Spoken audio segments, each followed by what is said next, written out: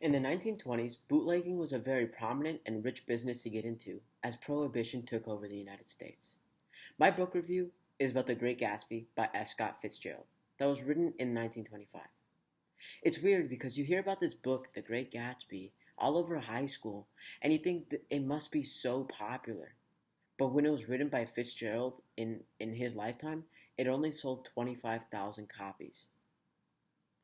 I give this book a rating of 4 based on my personalized rating rubric.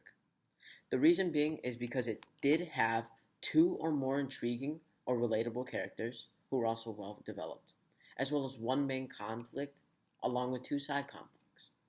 The plot was intriguing and complex as well as the reader engaged.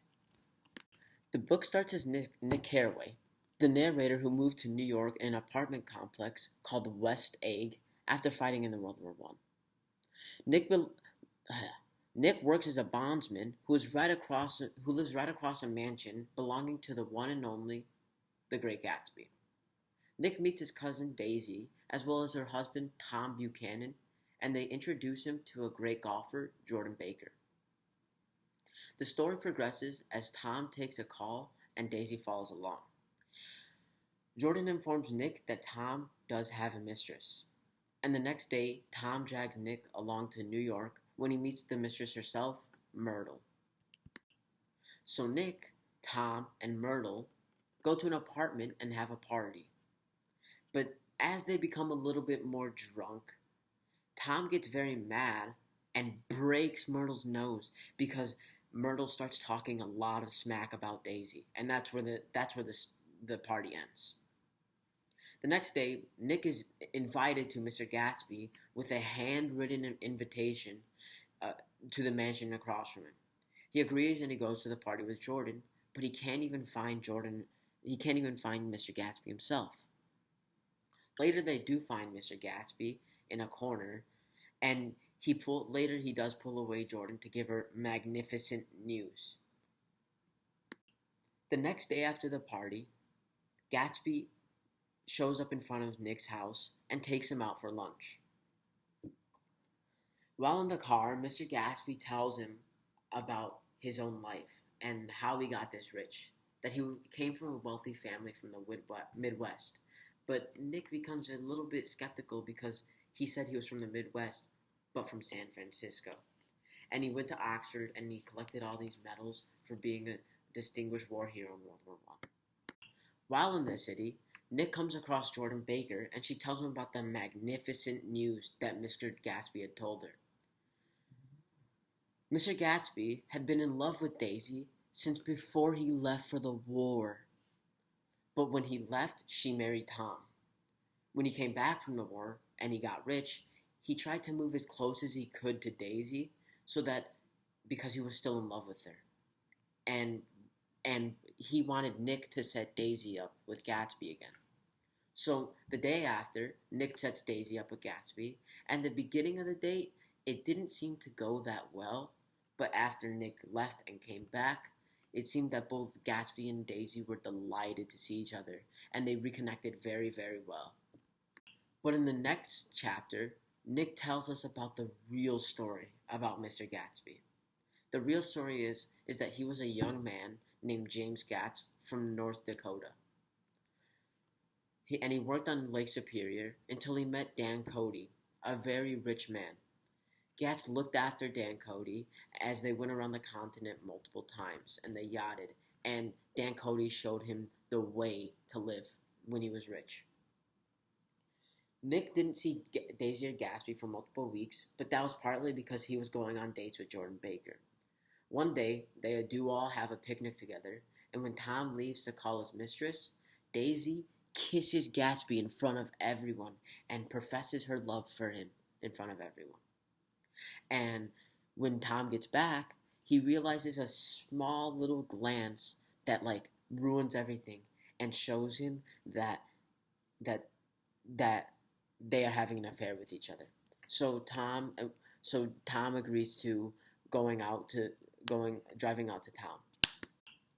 When they're driving out to town, Daisy and Gatsby were driving in one car, and Tom and Jordan and Nick were driving in another car. So when they're driving to town. Tom realizes that he needs gas, so he stops at Wilson's garage. And he finds Mr. Wilson very distraught. And he asks why, and he finds out that Wilson found out that Myrtle was having an affair with some unknown man, and that they were going on a trip, and that he locked Myrtle away. Because Tom is mad at almost losing his mistress, and also knowing that he's losing his wife at the same time, he confronts Gatsby in a plaza, and Gatsby says all these things, that Daisy never loved him. Daisy didn't want to be with him. She always wanted to be with Gatsby and not Tom. And Daisy kind of steps away from it. So Tom orders Daisy and Gatsby to head back home. And for very briefly, the narration switches to Mr. Wilson, who locked up Myrtle for having the affair. But Myrtle escapes the house and wanders on the highway when she was running away, where she is hit by Gatsby's car. And Tom is following right behind. So he sees something, he sees some crash, and he finds out that Myrtle was killed. So they return back to East Egg, and we find out that Daisy was the one driving, not Gatsby. But Gatsby was so much in love with her that he was ready to take the blame. The next morning, as the season was ending for the summer, the caretaker of the mansion asked Gatsby if he wanted to close the pool, but he said no, as he wanted to swim before it was closed. The narration again shifts to Mr. Wilson, who his wife died, and he's all mad and everything, and he saw Gatsby's car, so he thinks it's Gatsby, so he tries going across all these suburbs until he goes into Gatsby's mansion, and he finds him swimming in the pool on a float. And that's where he shoots and kills him. That's where Wilson shoots and kills him. And Nick hears that, goes to find Gatsby's body, and as he's taking the body back, he finds Wilson's dead body because he committed suicide. Although Nick didn't want to do it, in the next chapter, Nick found himself planning the funeral for Gatsby. And he was kind of mad because he couldn't find anyone to show up for his funeral. And even his partner, Mayor Wolfshine, refused to show up and didn't want his and Nick didn't want his funeral to be a lonely one, even though he was surrounded by all those people in the parties and had all these business associates. No one wanted to show up. And the thing is, only a couple servants and the mailman and a minister and just Nick and his father were the only people who showed up. And Nick becomes very mad and becomes very bitter that the funeral, although surrounded by all these people in his life, was a very solitude one. I mean, I like the book because I gave it a 4, and that's a really good score. But the reason why I didn't give it a 5 is because certain parts seemed to be very boring, and the complexion that was all put together in the beginning of the chapter, the middle of the chapter, and all the suspense that was going up, let me down at the end of the chapter. Like let me show you. In the chapter where Nick and Gatsby were in town for lunch, and Nick had learned a lot about Gatsby and the things he did with Wolfsheim and all the shady things, and it kind of seems to end in it kind of seems to come to a stop when he meets with Jordan, and there were so many things that Fitzgerald could have done with it, but he didn't. I also really did like, and I feel as if the point of view, when it was changed, it was very necessary, and it kind of fit in very perfectly.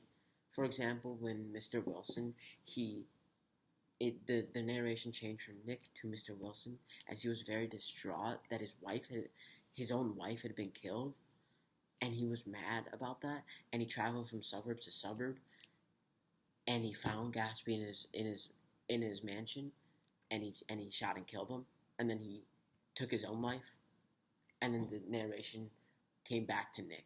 I really did like that. And I also did like the character development because it showed a lot. For example, when Tom is a very big hypocrite, that he has a mistress and he really likes his mistress, but he hates that Daisy and Gatsby are having an affair, and he's mad enough to to do all these things.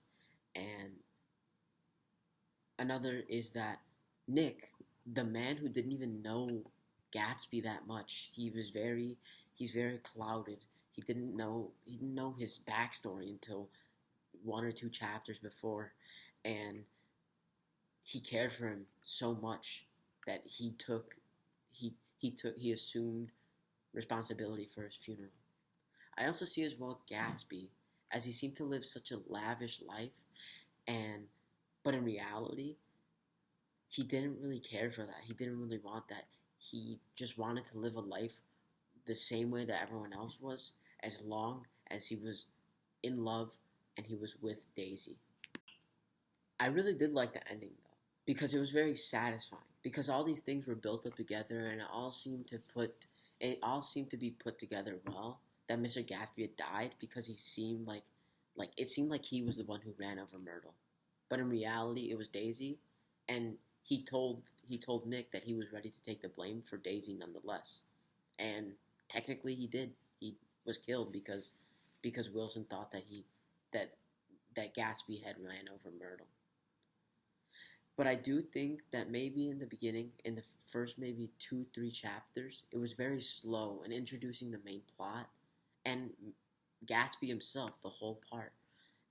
But I do see that in the 4th through 6th chapters, it seemed to be very well put together, and the story all kind of the story all kind of fell into place really well, and I really did like that. Thank you.